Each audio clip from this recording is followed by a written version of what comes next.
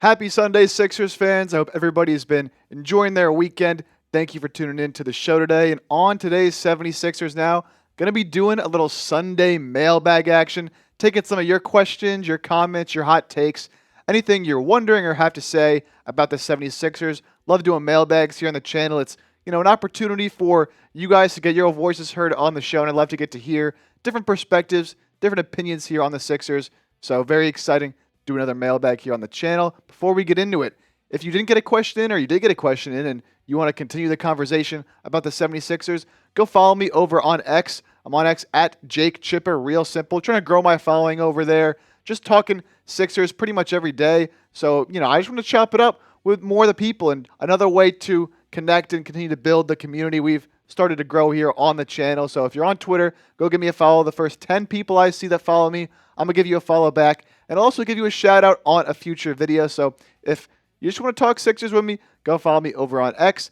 And without further ado, let's get into it. First question here on the mailbag from Lewis. Do you think Daryl Morey is going to make another insane move this offseason? So obviously it's been a great offseason for the Philadelphia 76ers, bringing in Paul George, Andre Drummond, Caleb Martin, Reggie Jackson, bringing back a Kyle Lowry and a KJ Martin, and the draft selections of Jared McCain, Adem, Bona. It's been a very successful offseason, and a lot of NBA GMs have even said in GM surveys the Sixers have had the best offseason of any team in the NBA so far. But now moving forward, they have 2 roster spots open. They're already over the first apron of the salary cap, so they don't really have much money to go out and make another big splash move. And again, a lot of the guys they signed can't be traded right now anyways. Daryl Morey did say they want to fill one of those roster spots and leave one open for the season in case they want to make a move at some point down the line. So for now, I'd expect just a vet min signing to fill out that roster. Some guys we've talked about here on the show so far. Marcus Morris makes a lot of sense. Some of you have some familiarity with, who has been around here and obviously is from Philadelphia, had some good minutes for the Sixers last year. Sixers also being linked to Davis Bertans, a wing shooter, someone at the 4 spot who can spot up from the outside, knock down a 3. So I expect one of those 2 guys most likely to fill out that roster spot. Other than that, I think a bigger move could be made down the line, closer to the NBA trade deadline. If you recall, the Sixers signed KJ Martin to a 2-year, $16 million deal. A lot of people were like, why is KJ Martin getting $8 million a year? He's not worth it. Well, that contract is going to be used in a trade at some point because the Sixers just don't have a lot of tradable deals. So look for KJ Martin to be involved in a trade later down the line, again, closer to the NBA trade deadline. If the Sixers do make a splash move, I expect it to be then, but not right now. Coming up, Joe Heim. We'll go with Joe. How would you order the bench pieces from most to least likely to be in the playoff rotation? And this is a great question. The starting 5, I imagine, what I think will be for the Sixers is going to be Maxey, Oubre, Paul George, Caleb Martin, Joel Embiid. So if those 5 are your starting 5, well, it leaves these 8 here as your bench pieces. And this is the order that I think they would be in a playoff rotation. Starting on the left side of your screen here, Andre Drummond, Kyle Lowry, and Eric Gordon, I think, are the 3 guys that I see for sure being in the playoff rotation. Now, we'll see with Jared McCain. We'll talk about him in a second if he can overtake those Eric Gordon minutes. But for now, I'd expect Drummond, obviously, as the backup center, is going to get minutes because Embiid, whether he's injured or not, he's going to have to come off the court at some point. And Drummond was one of your big bench signings, so he's going to get minutes. I expect Kyle Lowry to get minutes over Reggie Jackson as the guy who's been here, veteran point guard. And then Eric Gordon as well. Look, we know Nick Nurse likes to play his veterans, and as we'll get to in a second, doesn't like to play the rookies. I think Eric Gordon could play a big role for this team, and I think he'd be the 3rd guy off the bench in a playoff rotation. Ricky Council, I think, will surprise some people this year. And the Sixers just don't have a lot of forwards off the bench. It's only Ricky Council and KJ Martin as true 3-4s off the bench right now. And I think Ricky Council's athleticism and his defense in particular will be important come postseason time. After that, Reggie Jackson, I think it's going to be either him or Kyle Lowry who are getting the minutes when the playoffs roll around. So we'll see how those 2 play this year. But I do like Reggie Jackson's championship experience that he's had with the Nuggets. I don't really envision KJ Martin being a huge part of this rotation come playoff time. Is athletic, but who knows if he'll even be on the roster when the playoffs roll around. And then the 2 rookies, look, Nick Nurse is known to not really play his young players, in particular rookies, a whole lot. especially, when the going gets tough and you're shrinking down that rotation to 7, 8, 9 guys. Adem, Bona, if an Embiid injury happens, he would slide into the backup center role, and that's why I have him over McCain for now. I mean, it's so close between them, but just in case an Embiid injury happens, I think he would get some minutes. McCain will have to wait and see. Had a bit of a rough summer league, and I think he certainly has the potential to overtake someone like an Eric Gordon, but we have to see it first before I can definitively say McCain is going to get significant minutes in the playoffs. But who do you think should be the first guy off the bench for the 76ers when the playoffs come? Should it be Andre Drummond? Will it be a Kyle Lowry? You let me know in the comments section who will be the first player coming off the bench for the Sixers. Next, we got Darren's Mam. Do you think there is a chance Joel Embiid is going to step down a bit in his performance because of all the new stars and players will be added? So I think statistically, there's no doubt his numbers will look a little bit worse when you add a player like Paul George, going to score anywhere from 20, 25 points a game. Just naturally, Embiid is going to score less than the 33 he's been averaging these past couple seasons. And also, Daryl Morey and Nick Nurse have said, Embiid's not going to play too many back-to-backs this year. They're really prioritizing his health and having a healthy lineup and roster heading into the postseason. So I do think Embiid, from a statistical standpoint, could take a step back. From an actual, talent and skill level standpoint, I don't think he's going to be any worse than he was this past season. I mean, he's still one of the top players in the league, in my opinion. So statistically, he might take a little bit of a step down while Maxey and, Paul George take steps up.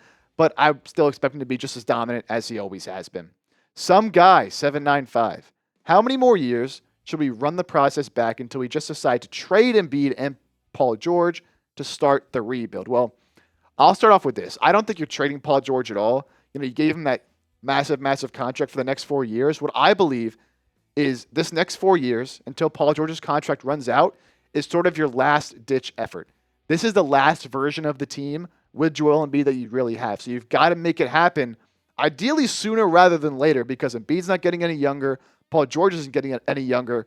Fun fact, Paul George is actually the last guy in the NBA left from the 2010 draft class after Gordon Hayward just retired the other day. So clearly getting up there in age. I don't think you trade either of them, again, until Paul George's contract runs out in 4 years. But look, there is pressure on this team to make it happen right now, because if Maxey, Embiid, and Paul George can't get it done, then I'm not sure you're going to have another chance with Embiid as your star player as he gets older to get another real run at this thing and win an NBA championship. Speaking of Paul George, if you want to go get your Paul George jerseys right now, make sure you do it through our friends at Fanatics using the link right down below, chatsports.com/Paul George. I actually just ordered this white Paul George jersey right here, so that'll be coming in. I'll be rocking that on the show, so make sure you get your own Paul George jersey. We're getting closer and closer to the start of the season, so you're going to want to make sure that you're rocking that fresh gear when you go to a game or, just hanging out with your friends, going out, watching the Sixers. So Paul George jerseys, they're going to be going fast, I'm telling you. Make sure you get yours right now, chatsports.com/Paul George. I'll have that in the comments and in the description of today's video. Robertson with a Lakers profile picture. Robertson, what's going on here? You a Sixers fan? You a Lakers fan? Let me know. But he asked, do you think the Sixers can win a championship with Paul George, Tyrese Maxey, and Joel Embiid? Simple answer is yes. I absolutely think they have enough and should have enough to be able to make a run to the finals. You take a look at this roster as a whole here. As I mentioned earlier, starting five, I imagine, Tyrese Maxey, Kelly Oubre, Paul George, Caleb Martin, Joel Embiid. Those are the five that are going to be playing the bulkier minutes, especially come postseason time. And then, Kyle Lowry, Reggie Jackson, Eric Gordon, Jared McCain, Ricky Council, KJ Martin, Andre Drummond, Adem Bona, some two-way guys as well. Look, I think if there's any year that this is going to happen, it's got to be this year or next year. I think it's got to happen in the first 2 seasons with Joel Embiid and Paul George and Tyrese Maxey all together. Look, I get the Celtics. They're going to be a struggle to get through. They're a very, very talented team, and they're going to be keeping all their guys together these next couple seasons. But you didn't put this team together that you have right now to win in 2 years, to win in 3 years. You put this team together to win right now. And as long as Embiid can stay healthy and Paul George can stay healthy, if Tyrese Maxey could continue to take another step, we've seen in his offseason workouts so far this year, that man is putting on strength. He's putting on muscle, which is pretty much the only weakness he had to his game was being a little bit small. But if you can get Maxey to take that next step to be maybe a top 3 point guard in the NBA. Is that too much of a stretch to ask? Maybe top 5? And then you still have the MVP level play of Joel Embiid, even if he's not playing as many games. And then maybe you get a little bit of a resurgence from Paul George. I imagine maybe Paul George, first season in Philadelphia, kind of gets that rejuvenation of being in a new scenario with a new coach and new teammates, trying to win a championship. He's already said he's going to do absolutely whatever it takes to get this Sixers team to the promised land. And then, again, the surrounding pieces are solid. I like the addition of Caleb Martin. I think he can be a good stretch four.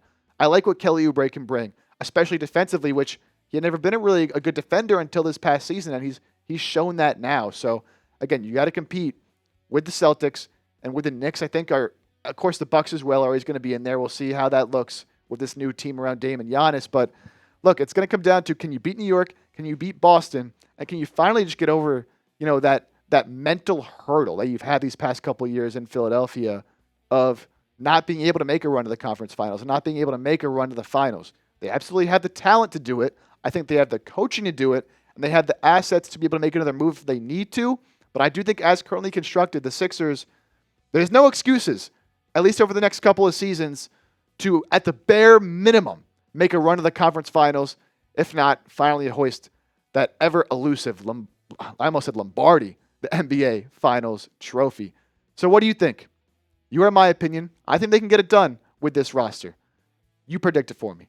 Can the Sixers, and do the Sixers, win a championship the way the roster is currently constructed with Joel Embiid, Paul George, and Tyrese Maxey? If you think they can get it done at some point in the very near future, give me a Y for yes. If you're a little more pessimistic on the outlook for the Sixers team, give me an N for no. And tell me why you don't think they have a chance to win the title. Is it because of the Celtics, the Knicks, some other reason, maybe health concerns?